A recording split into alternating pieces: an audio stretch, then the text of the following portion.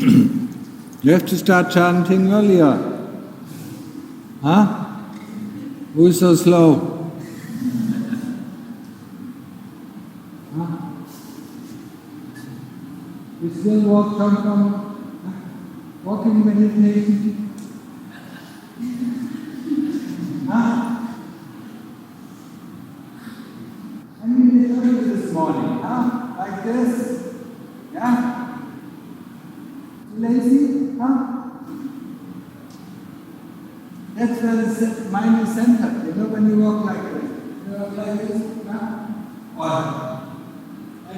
huh? That is not focusing. That is not putting our attention on the... Huh? The same? Huh? Just catch a few. Yeah? I mean, you want to get some results? Huh? In your practice? Huh? If you don't want, I wonder why you're here. How do you walk Chongkao? Huh? Didn't I show it to you this morning? Huh? And why not? Too lazy. Huh? And talking. Huh? Also.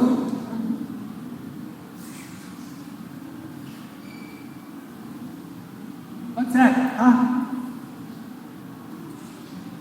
You think this is concentration? Huh?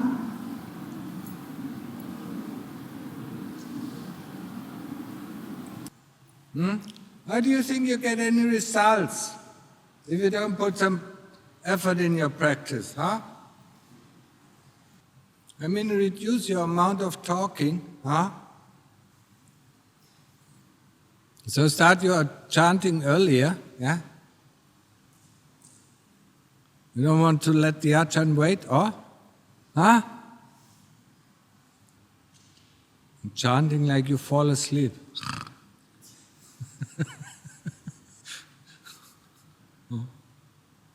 I mean, if you chant fast, so that the mind doesn't have any other time to think. Huh? I mean, that's the purpose of chanting. Yeah? So the mind is completely occupied with just the chanting, yeah, or memorizing the chanting. Yeah? If you chant so slow, the mind goes around, While you chant, you think about this, think about that. That's not the purpose, yeah? Stood?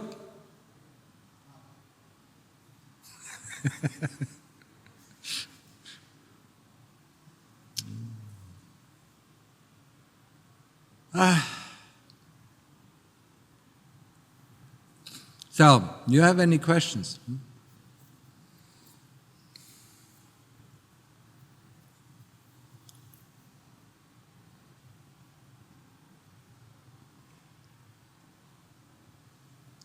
Or are you already fast asleep, yeah? You all want to go to your bed, huh? Anybody, it's so hard. Anybody got any questions? There are some here, written.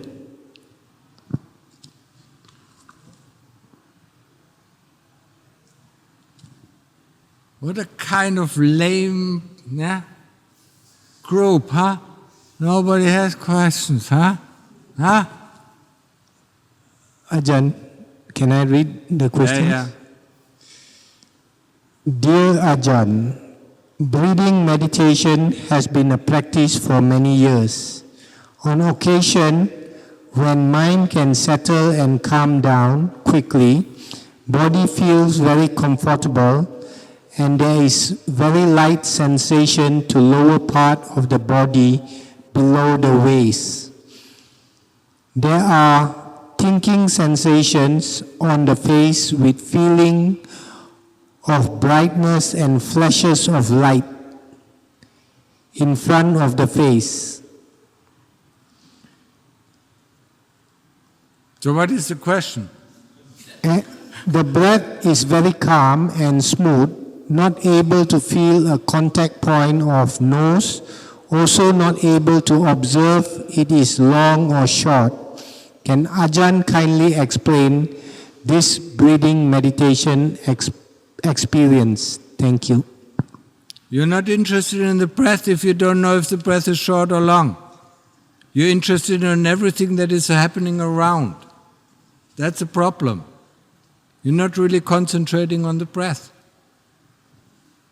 You're more interested in what is happening, and when you dig the hole, you're more interested in what kind of earth is there or earth is there. You know, what kind of sensation appears here or sensation appears there.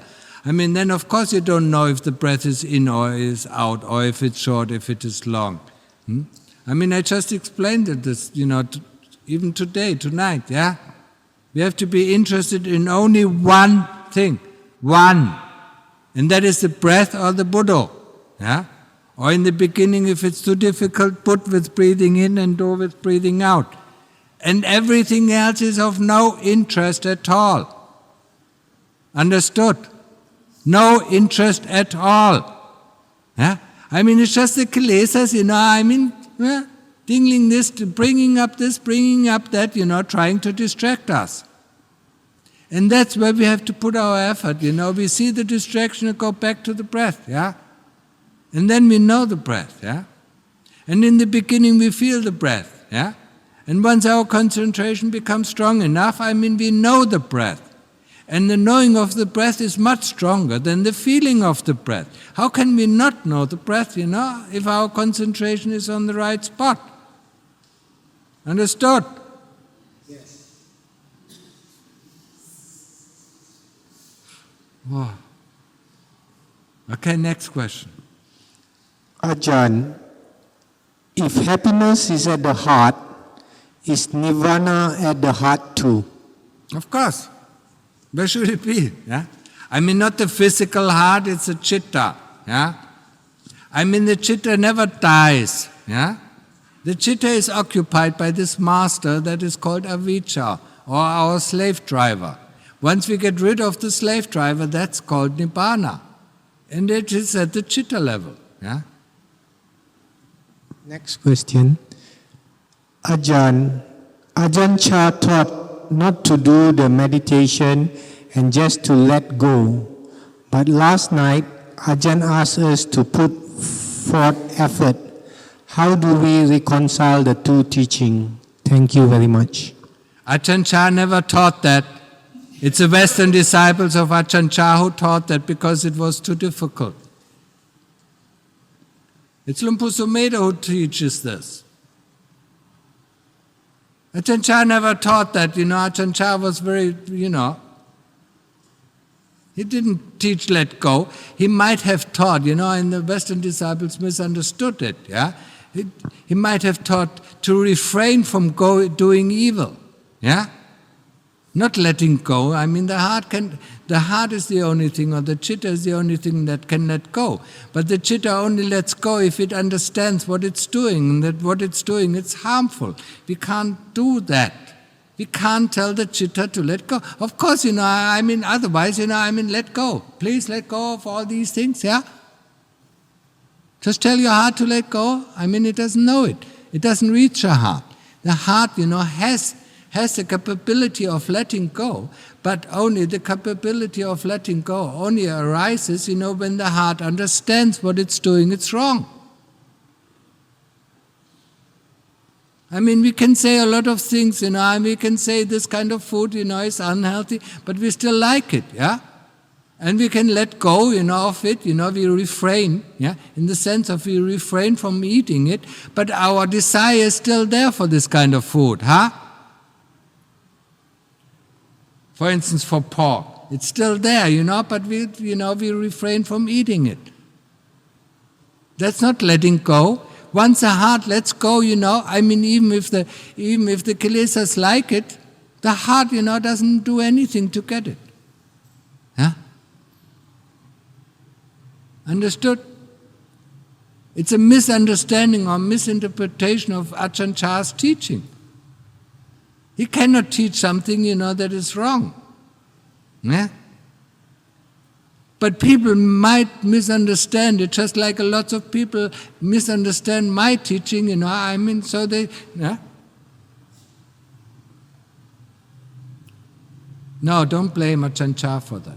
Yeah?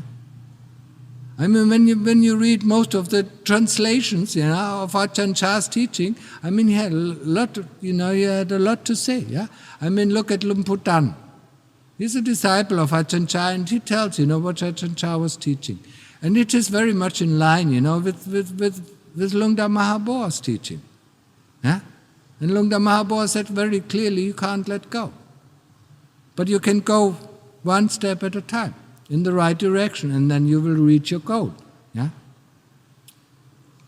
Understood? When I read, the translation of Ajahn Chah's teaching, it's all about Vinaya. There's nothing about Samadhi. And I'm sure, Ajahn Chah was teaching Samadhi. Yeah? And he was teaching Asupa, according to Lumpur Dan. Yeah? But do you see anything of Asupa, in the translation of Ajahn Chah? There's a big book now. Yeah, there are some pictures, yeah. But not how you do it, yeah? And what is happening, yeah? They all say, observe the world, yeah? Just let the mind, just observe the mind, yeah? You observe the mind, from the day you were born. You already observed it, yeah? And you can do that until you die, and nothing is changing. Huh? Sorry? Understood, huh? Listen to the Thai, yeah? The Thai disciples of Lumpur Cha, yeah? Ajahn Dan is a very famous one, Ajahn Piak, yeah? And so on, yeah? Ajahn Nan, yeah? Is also a disciple of Lumpur Cha. Yeah? The Westerners don't like Asupa meditation. They don't like Samadhi because it's so difficult. When I was in Ajahn Chah, in the Western tradition of Ajahn Chah, before I ordained, they told me Westerners cannot do Samadhi. That was their strong belief. I said, that is impossible. I was staying in the monasteries, what was it, Chitthurst, Amaravati, yeah? I met Ajahn Sumedho there, yeah? And they were teaching that, I said, what kind of BS is that? Huh? Samadhi, the Lord Buddha taught Anapanasati, wasn't it? And they tell me, Westerners cannot do Samadhi. So, Westerners cannot reach enlightenment. And that is pretty true. There's no Westerner who has reached enlightenment.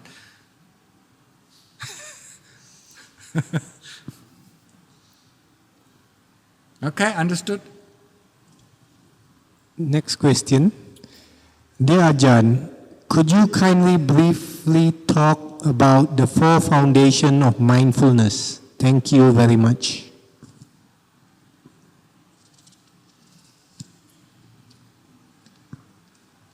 What are the 4 foundations of mindfulness? I don't know.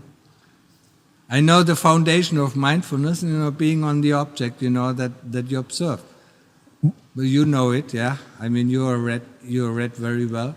Do you know the 4 foundations of mindlessness? I think it is the body is one of the foundations, and the last one is the chitta, feeling is one. Huh? And Dhamma. Body, feeling, chitta, and Dhamma. Yeah. What shall I tell about it? Maybe you can tell us about the 4 foundations of mindlessness. Of mindlessness. There's only one foundation of mindlessness. It's desire.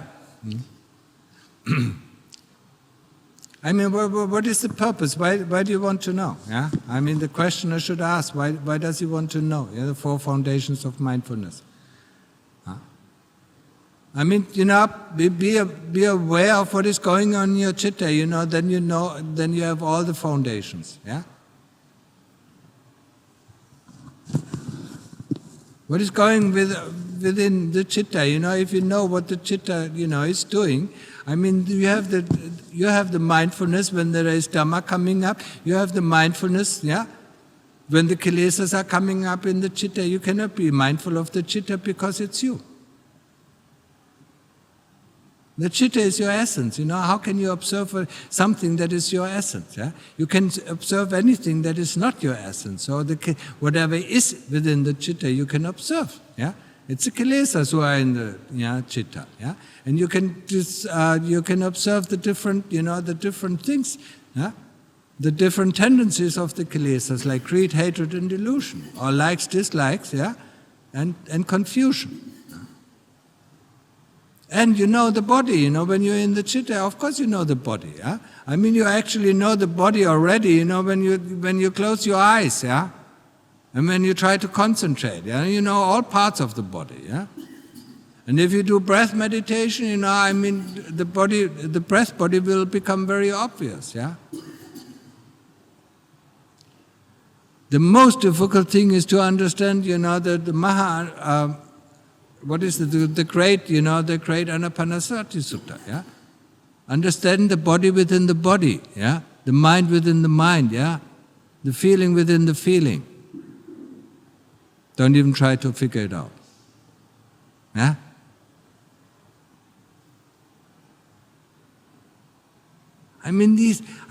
Think about, disciples of the Buddha. How much parami they had. And then think about your paramis. Huh? And you want to understand the things, that the Lord Buddha taught to his most honored disciples, yeah? And do you know, even when you read the suttas, that the monks of the Lord Buddha did not understand it and went to Sariputta, to the explanation of the sutta that he gave? Huh? You remember that? And you want to understand the suttas? Huh? What he was talking about? They had Sariputta, and none of the commentaries of Sariputta are anywhere in the suttas, huh? None of the explanations of Sariputta are in the suttas. There's just the teaching of the Lord Buddha. And the monks didn't understand it, and what did the Lord Buddha say? Go and see Sariputta, and he will explain it to you. Huh? And we are also clever that we understand, correctly, directly the teaching of the Lord Buddha. I don't. I honestly do not. Sometimes it becomes clear, some things become clear, other things, still a muddle. Yeah? And I'm not Sariputta. Yeah? I don't have that kind of wisdom. Yeah? But if you have, it's fine. I don't mind. Huh? So get a little bit down, from constantly, all these study of the suttas. Yeah, they are very difficult to understand. Yeah. And most of the monks at this time, of course there were some clever monks like Moggallana and Sariputta who instantly understood what the Lord Buddha was talking about. Yeah. But most of the monks need the explanation, a lengthy explanation of Sariputta to be able to understand the Lord Buddha's teaching. Yeah? Have that in mind, please. Yeah? It's strange that the Westerners, who study all these suttas don't have that in mind. They think they are as clever as the Sariputta. Probably. That's conceit. Yeah? Okay. Anything else? Out of compassion for us, could you kindly speak slower? For me or us cannot catch what Ajahn is saying. Thank you very much, Ajahn. It's impossible for me to speak slow. I can only speak the way that I speak, yeah.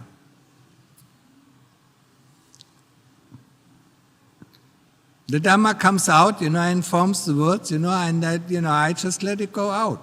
Yeah? I cannot control it. Yeah? I mean, if you want somebody, who speaks very slowly, you have to ask, you have to invite a Dhamma teacher, yeah? Who recites, the suttas of the Lord Buddha, because then he can read, and speak very slowly, yeah? I mean, when you listen, some of the talks, that Lungta Mahaboa gave, I mean, it was boom, boom, boom, boom, boom, boom, boom, boom, boom, yeah? Very fast, yeah? I mean, when he got really into the mood, when he really wanted to point out something, then his speech was very rapid, yeah? When his speech, was slower, I mean, then it wasn't really that interesting, yeah? Then he was just talking about general concepts. Yeah? But when he really got into the Dhamma, I mean, it was very difficult to listen to. Yeah? You didn't have time, to think about anything else, I mean, you had only time, to follow the Dhamma. I mean, everything, yeah? I mean, Lungta Mahaboa set up his monastery, yeah? Including everything, yeah? Fast, sati, without talking. Quiet. No matter if it was eating, no matter, if it was sweeping, everything was done very fast, very quietly, yeah, and with sati. That was his main objective for his monastery. Yeah? When we walk on Bindabat, other monks from other monasteries couldn't follow. Because we were walking very fast, yeah? And he was walking even faster than we are. That's the training, not to let the mind go off in other things, in other activities. Just do the activity that you're doing and then do it fast. Eating also very fast, 10 minutes. Huh? You want to eat until midday, huh? You couldn't eat, your full share, yeah? Never let, yeah? Only when he got older, he allowed 15 minutes.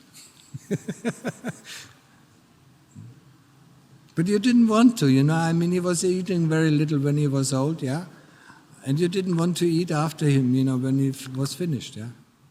Just out of respect as well. Yeah? So, any more question? No more question? Yeah. And, yeah. That's okay. You just have a nice meditation, yeah?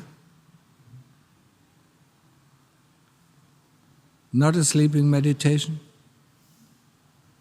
Putto, putto, putto, putto, putto, putto, putto. Yeah?